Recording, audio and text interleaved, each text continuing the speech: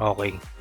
So ngayon, testing tayo ng retirement benefits ng mga private employees, mga work sa private, hindi sa government ha. Sa private kasi SSS. Oh, testingin natin kung magkano ba future nating makukuha pag nag-retire tayo.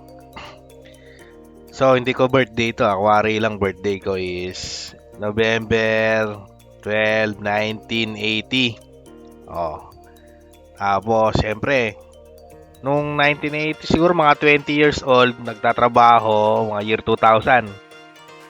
Oh, sabihin natin 0 May 2000. Ah. Tapos sabihin natin sahod mo is Sabihin na natin malaki. Sahod mo kumare 100,000. Oh, 'di ba? Tapos check natin kung magkano.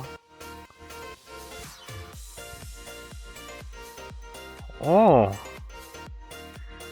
baba, 'di ba?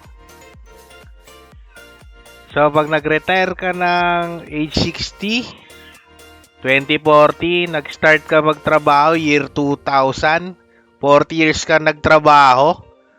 Tapos ito yung magiging monthly pension mo, 13,260.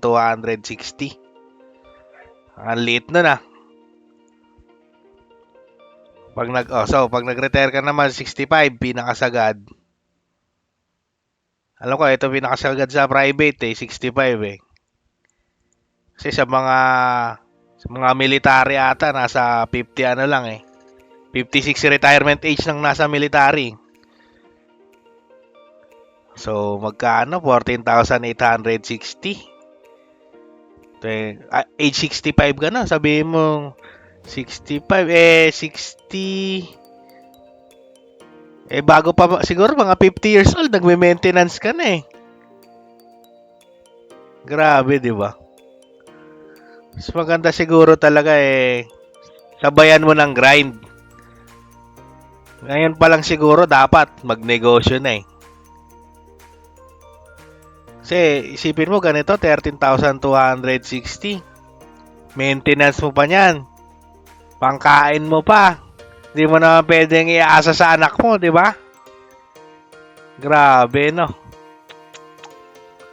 So, kailangan pa lang siguro prepare mo na talaga yung retirement. Magnegosyo talaga. Hindi talaga solusyon magiging empleyado ka lang habang buhay. Sige guys, salamat.